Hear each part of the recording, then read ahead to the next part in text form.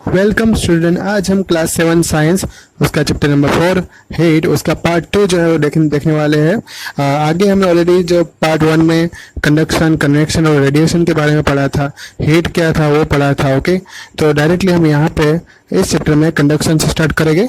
तो पहले स्लाइड में आ रहा है conduction. Conduction is the process by which heat is transferred in a solid from hotter end to colder end. मतलब कि हीट जो है वो गर्म पार्ट से ठंडे पार्ट की ओर अपने आप जो ट्रांसफर होती है उसको क्या बोलते हैं, कंडक्शन। यहाँ पे एक एक्टिविटी दी हुई है। एक्टिविटी में यहाँ पे ये बताया गया है कि आयरन या तो एल्यूमिनियम का एक रॉड जो है या तो स्ट्रिप हमें लेना है और उसको फिक्स करना है। एक साइड हमें वैक्स मतलब कैंडल को फिक्स करना है और दूसरा एक इक्वल डिस्टेंस पे हमें वैक्स जो है चिपकाना है और दूसरा जो रॉड है उसको क्लेम कर देना है दूसरे स्टैंड के साथ और heat the other hand of the rod, मतलब कि दूसरी साइड से हमें कैंडल को जलाना है। तो क्या होगा कि जैसे जैसे उसकी हीट जो है बढ़ेगी वैसे वैसे जो कैंडल का जो वैक्स होगा वो जो आगे बढ़ता जाएगा और वो नीचे गिरता जाएगा, मतलब कि पिघलता जाएगा और जैसे वो पिघलता जाएगा और हीट आगे ट्रांसफर होगी। तो हम कह सकते हैं कि हीट जो है वो हॉटर पार्ट से कोल्डर एंड की ओर अपने आप जो है ट्रांसफर होती है। नेक्स्ट स्लाइड में आ रहा है कंडक्शन की कंडीशन। पहली कंडीशन उसमें transfer of heat through the direct contact, मतलब कि जब हीट है वो डायरेक्ट कांटेक्ट से ट्रांसफर होती है। दूसरी कंडीशन में ये बताया है कि occur any time object at a different temperature are touching each others, मतलब कि ये ऑब्जेक्ट जो है वो कहीं पे भी ये हीट ट्रांसफर हो सकती है। बस एक कंडीशन ये रखी हुई है कि उसमें टेम्परेचर जो है वो अलग अलग होने चाहिए दोनों ऑब्जेक्ट के। और दूसरी बात कि as long as the object are in contact transfer of heat will continue until the temperature of the object is the same. ये हीट तब तक ट्रांसफर होती रहेगी जब तक दोनों ऑब्जेक्ट के टेम्परेचर जो है वो सेम नहीं हो जाते, तब तक वो ट्रांसफर होती रहेगी। यहाँ पे एक एग्जांपल दिया हुआ है कि if you leave a metal spoon in a span of the soup that you are heating on the stove it may burn your finger. अगर हम किसी भी जो स्टोव में हीटिंग कर रहे थे सूप को, अगर हम उसमें मेटल स्पून रख देते हैं तो शायद ऐसा हो सकता है कि अपनी फिंगर जो है वो जल जाए, क्योंकि जो स्पून है वो डायरेक्ट कांटेक्ट में है सूप के साथ और उसमें हीट तो ट्रांसफर हो रही थी। वही हीट अब स्पून में ट्रांसफर होगी और जब हम उसको पकड़ेंगे तो हमें भी जो है वो उसमें जो है जल सकते हैं। फिर आ रहा है कंडक्टर और इंसुलेटर। तो उसमें दिया है कि कंडक्टर जो है वो conductor are the material which allow the heat to pass through them easily. Conductor ऐसे मटेरियल होते हैं जिसमें से हीट जो है इजीली पास होती है, जैसे कि एग्जांपल दिया आयरन, एल्यूमिनियम, कॉपर, ईटीसी। और insulator are the material which do not allow heat to pass through them easily, मतलब कि इंसुलेटर ऐसे मटेरियल होते हैं जिसमें से हीट जो है वो पास करने के लिए अलाउ करते नहीं है, जैसा कि वुड है, प्लास्टिक हो गया, glass, rubber, air, water, etc. Next slide में आ रहा है convection. Convection is the process by which heat is transfer in a liquid and a gases from hotter part two colder part, मतलब कि यहाँ पे कन्वेक्शन एक ऐसी प्रोसेस है जहाँ पे लिक्विड और गैसेस में हीट ट्रांसफर होती है अपने हॉटर पार्ट से कोल्डर पार्ट की ओर। एक्टिविटी यहाँ पे बताई गई है कि थोड़ा हमें वाटर जो है राउंड बॉटम फ्लास्क में लेना है और उसमें ट्रिपोड स्टैंड के ऊपर उसको प्लेस कर देना है। फिर एक क्रिस्टल जो है उसका पोटेशियम परमैंगनेट का उसके अंदर डाल देना है और फिर जब उसको हम गर्म करेंगे बर्नर से तो बॉटम साइड में जो पानी रहेगा वो गर्म हो जाएगा और ऊपर आ जाएगा। ऊपर का ठंडा पानी जो है वो उसका प्लेस ले लेगा और गर्म पानी ऊपर आ जाएगा और फिर से नीचे वाला ठंडा पानी गर्म होगा और ऊपर आ जाएगा। इस तरह से ये चलता रहेगा। ये प्रोसेस तब तक चलती रहेगी जब तक पूरा पानी गर्म नहीं हो जाता, तब तक ये प्रोसेस जो है उसमें हीट जो ट्रांसफर हुई उसको कन्वेक्शन मेथड से हीट ट्रांसफर हुई ऐसा हम कह सकते हैं। इस स्लाइड में आ रहा है कन्वेक्शन में उसकी कंडीशन। तो transfer of energy in a liquid and gas, मतलब ये लिक्विड और गैस के लिए ही सिर्फ हीट ट्रांसफर जब होती है तब उसको कन्वेक्शन बोला जाता है। तो सॉलिड के अंदर जो होता है उसको क्या बोला गया था, कंडक्शन। ओके, तो ये बात भी हमें याद रखनी है। दूसरा इसमें ये बताया कि when part of the gas और liquid is heated the particle is it is a matter of move faster and spread out more. जब भी उसमें से हीट पास होगी तब ऐसा होगा कि वो उसकी जो मूवमेंट होगी बढ़ जाएगी और जल्दी से फैलने लगेगा। Moving particle bump into the other particles and causing them move faster and other spread out मोर। जो पार्टिकल को हीट मिल जाएगी वो पार्टिकल एक जो है एनर्जाइज हो जाएगा और वो एक जो है जल्दी से फास्ट मतलब वो स्पीड पकड़ लेगा और दूसरे पार्टिकल को धक्का मारता रहेगा और वो पार्टिकल जिसको धक्का लगा है वो दूसरे पार्टिकल को धक्का मारेगा।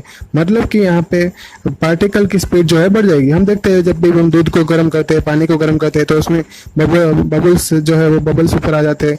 तो ये क्यों होता है ऐसा? क्योंकि उसमें कन्वेक्शन जो है वो होने वाला है, इसलिए। जब हमने लिक्विड में तो देखा, इसी तरह से हवा में कैसे होता है उसी के ऊपर एक नेक्स्ट स्लाइड आ रही है। कन्वेक्शन इन एयर, तो air near the heat source gate heated and rise up. जैसे ही कोई भी हवा में मतलब वो हीट ट्रांसफर होती है, तब वो हवा जो है ऊपर मतलब कि गर्म हो जाती है और ऊपर चढ़ती है। बाजू वाली जो मतलब कि air from the side move in to take its place, मतलब कि बाजू वाली हवा उसका प्लेस ले लेती है। In this way air gets heated, इसी तरह से हवा गर्म होती है। और if you keep one hand above the flame and one hand on the side of the flame, the hand of the top feel hot because air above heated bye convection. तो ऊपर का हाथ जो मतलब कि हमें एक कैंडल लेनी है या तो कोई भी हम जलती हुई चीज़ ले सकते हैं फ्लेम वाली, और उसमें हम ऊपर हाथ रखेंगे तो वो गर्म हो जाएगा, लेकिन बाजू में हाथ रखेंगे तो गर्म नहीं होगा। ऐसा क्यों? क्योंकि जब हमने जब फ्लेम होगी उसकी गर्म हुई जो हवा होगी ऊपर जाएगी और बाजू वाली हवा है उसका प्लेस ले लेगी, वो हवा फिर से ऊपर जाएगी। इसी तरह से ये प्रोसेस चलती रहेगी और इस प्रोसेस को बोलते हैं कन्वेक्शन। ऊपर जो हवा है ऊपर जा रही है वहाँ पे कन्वेक्शन देखने को मिल रहा है, लेकिन बाजू में जो है कन्वेक्शन देखने को नहीं मिल रहा है, इसलिए वो कभी गर्म होगी ही नहीं। मतलब अपना बाजू वाला हाथ होगा ना, ठंडा ही रहेगा, उसमें कन्वेक्शन की इफेक्ट देखने को नहीं मिलेगी। नेक्स्ट स्लाइड में इंपॉर्टेंट टॉपिक आ रहा है सी ब्रीज और लैंड ब्रीज। उसमें पहले हम देखते हैं sea breeze. During the day time land gets heated and faster than the sea, मतलब कि जब सुबह का टाइम होता है तब जो जमीन के ऊपर जो हवा होती है वो जल्दी गर्म होती है कंपेयर टू सी, समुद्र के सापेक्ष में। और वो हवा जो है कि air above the land gets heated and becomes hotter and rise up and cool air from the sea moves towards the land. तो जो जमीन के ऊपर हवा थी ऊपर चली गई, समुद्र की हवा जो है वो वहां से निकल के जमीन की ओर आती रहती है, और वो हमेशा मतलब सुबह के टाइम, सुबह से लेकर शाम तक हवा जो है वो समुद्र से जमीन की ओर ही चलती रहती है। तो इसको बोलते हैं सी ब्रिज। दूसरा है लैंड ब्रिज। तो लैंड ब्रिज में क्या होता है कि नाइट के टाइम पे जो है जो sea cools down slowly at the end the land. शाम में कि रात को जो है जो समुद्र होगा वो धीरे धीरे ठंडा होगा। So hot air above the sea rise up and cool air from the land moves towards the sea. तो इस तरह से हवा जो समुद्र के ऊपर होगी वो गर्म होके वो ऊपर जाएगी, और जो ठंडी हवा होगी जो यानी कि जमीन वाली वो उसके साइड आएगी। और इसी तरह से रात को जो हवा है वो जमीन से समुद्र की ओर बहती है, मतलब कि हवा वो चलती रहती है, और इसको बोला जाता है लैंड ब्रिज। यहाँ पे दो अलग अलग डायग्राम से बताया गया है कि किसी तरह से डे टाइम में और नाइट टाइम में जो हवा जो कैसे जाती है। तो डे टाइम में आप देख रहे हो एरो बताया हुआ है वो समुद्र से जमीन की ओर जा रहा है, नाइट टाइम पे जो है वो एरो जो है वो जमीन से वो समुद्र की ओर जा रहा है। इसी तरह से दूसरे फिगर में भी इसी तरह टेम्परेचर जो है उसी के हिसाब से बताया हुआ है। नेक्स्ट स्लाइड में आ रहा है सी ब्रिज। इसमें हमें आगे देखा वैसे air moves from the sea during the day, मतलब कि इसमें जो हवा है वो कहाँ से, समुद्र से हमेशा जमीन की ओर ही हवा चलती रहती है ड्यूरिंग द डे टाइम, मतलब कि दिन में ये हवा चलेगी, वो बात भी हमें याद रखनी है। नेक्स्ट स्लाइड में आ रहा है लैंड ब्रिज। लैंड ब्रिज में हमें याद रखना है कि हवा जो है जमीन से समुद्र की ओर आगे बढ़ती है। नेक्स्ट स्लाइड में आ रहा है radiation. Radiation is the process by which heat is transfer from one place to another without help of any medium. Radiation एक ऐसी प्रोसेस है जिसमें हीट ट्रांसफर होती है, उसमें कोई मीडियम की आवश्यकता नहीं रहती है। और एग्जांपल जैसे कि अर्थ में जो सन की हीट जो पहुंचती है, मतलब वो रेडिएशन से ही हीट पहुंचती है, क्योंकि यहाँ पे अर्थ पे एटमॉस्फेयर है लेकिन स्पेस में कोई एटमॉस्फेयर नहीं है। जब भी हम किसी आग के आसपास बैठते हैं, when we sit near the fire we feel warm due to the near heat radiated by the fire.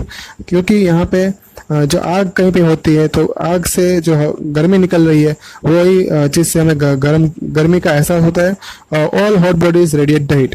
तो हम कह सकते हैं कि जितनी भी गर्म बॉडी है जैसे कि सन है उसमें से हमेशा हीट रेडिएट होती है। इस स्लाइड में हीट फ्रॉम द सन जो हम you can feel the sun warm your skin on the sunny days. गर्मी के दिनों में हमें एहसास होगा कि अपनी स्किन जो है वो थोड़ी गर्म हो जाएगी।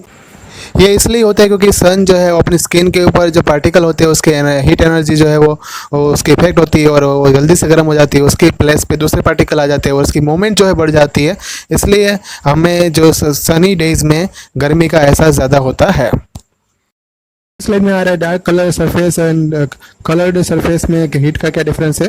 तो डार्क कलर सरफेस जो है ज़्यादा हीट एब्जॉर्ब करता है compare to light colour substance. यहाँ पे हमें 2 कैन लेने हैं और दोनों कैन सेम साइज के होंगे।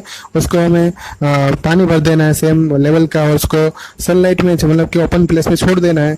और जैसे ही हम उसको तो पूरा दिन छोड़ेंगे और शाम को उसको देखेंगे तो उसमें ये पता चलेगा कि जो एक मतलब हमने उसको दोनों को पहले कलर कर दिया होगा, एक को ब्लैक कलर कर दिया होगा, दूसरे को व्हाइट कलर कर देना है। और जब हम शाम को दोनों को देखेंगे पानी को फिल करेंगे तो ब्लैक कलर का जो कैन जो था उसमें हमें ज़्यादा गर्मी मतलब कि उसमें पानी जो है उसको ज़्यादा गर्म दिखाई देगा। और जो वाइट कलर का जो कैन होगा उसमें पानी है वो कम गर्म होगा, ऐसा महसूस होगा। इसलिए क्योंकि ब्लैक कलर जो है वो ज़्यादा हीट एब्जॉर्ब करता है। हम उल्टा करेंगे कि 2 कैन लेंगे, एक को व्हाइट कलर का पेंट करेंगे, दूसरे को ब्लैक कलर का पेंट करेंगे और दोनों को जो है 60 डिग्री सेल्सियस पे हम जो है रूम टेम्परेचर पे ऐसे रूम में छोड़ देंगे। और फिर 10 के 15 मिनट के बाद हम देखेंगे तो हमें पता चलेगा कि दोनों का टेम्परेचर जब हम मेज़र करते हैं तो जो ब्लैक कलर का कैन जो था वो ज़्यादा कूलर होगा कंपेयर टू व्हाइट कैन। क्यों ऐसा? क्योंकि ब्लैक कलर का जो कैन होगा वो हीट को रिलीज भी धीरे धीरे करता है, तो हीट जल्दी पकड़ता भी है और हीट जो है धीरे धीरे रिलीज भी करता है। तो ये दोनों ही एबिलिटी किसकी होती है? ब्लैक कलर सब्सटेंस की होती है। वो बात हमें याद रखनी है। दोनों ही एक्सपेरिमेंट से हमें ये जानने को मिला कि जो ब्लैक कलर का सब्सटेंस जो था डार्क कलर सब्सटेंस है वो वाइट कलर के कंपैरिजन में हीट जल्दी एब्जॉर्ब करता है। और जब दोनों ही सब्सटेंस को अगर कूलिंग किया जाए तो कूलिंग करने के बाद जो डार्क कलर का सब्सटेंस है वो जो ठंडा भी धीरे धीरे होगा और वाइट कलर का सब्सटेंस जल्दी ठंडा हो जाएगा। तो दोनों ही एक्सपेरिमेंट का कंक्लूजन हमें याद रखना है। स्लाइड में जो हमने देखा था कि kinds of cloth we wear in summer and winter, तो डार्क कलर का सब्सटेंस है जो ज़्यादा हीट ट्रैप कर रहा था और डार्क कलर का सब्सटेंस जो radiate more heat than the light colour heat, ये बात हमने देखी थी। तो we wear dark colour cloth in winter because it absorb the more heat and keep us warm. तो हम इसलिए विंटर में जो कलर वाले सब्सटेंस कलर वाले क्लॉथ्स जो हम पहनेंगे। We wear light colour cloth in summer because it reflect the most of the heat and keep us cool. तो समर में जो हमें व्हाइट कलर के सब्सटेंस मतलब कलर जो है व्हाइट कलर के क्लॉथ कम यानी कि ज़्यादा पहनेंगे क्योंकि वो जो है वो हमें ठंडे अंदर से कूलिंग का एहसास देंगे। तो we wear woollen cloth in the winter because wool is the pure conductor of heat and air in between the wool fibres prevent the loss of heat from our body so we feel warm. तो woollen के cloth पहनने से हमें जो ठंडी में भी गर्मी का एहसास होगा क्योंकि जो गैप रहेगा फाइबर्स वो उसको रोकेगा और हीट बॉडी के बाहर जो है वो नहीं निकलने देगा और हम गर्म रहेंगे। स्लाइड में कंडक्शन, कन्वेक्शन और रेडिएशन जो है तीनों का डायग्राम एक ही मतलब बनाया हुआ है कि जब हम पान में अगर कोई गर्म करते हैं तो आग में से जो हीट निकल रही है और रेडिएशन के थ्रू जो निकल रही है, कन्वेक्शन के थ्रू जो अंदर निकल रही है और कंडक्शन के थ्रू जो वो हमारे हाथ तक पहुंच रही है, वो तीनों चीज़ हमें एक ही साथ फिल कर सकते हैं। तो ये एक ऐसा एक्सपेरिमेंट था। तो ये था आपका चैप्टर जो यहाँ पे ख़त्म होता है। ओके, आपको होमवर्क जो है व्हाट्सअप कर दिया जाएगा। किसी को भी कोई भी डाउट है तो मुझे यहाँ पे कमेंट बॉक्स में लिखकर बता सकता है। ओके, रिवाइज इसका 2-3 बार करना जिससे आपको पूरा जो कंसेप्ट क्लियर हो जाएगी। ओके, रिवाइज करते रहना। Thank you all.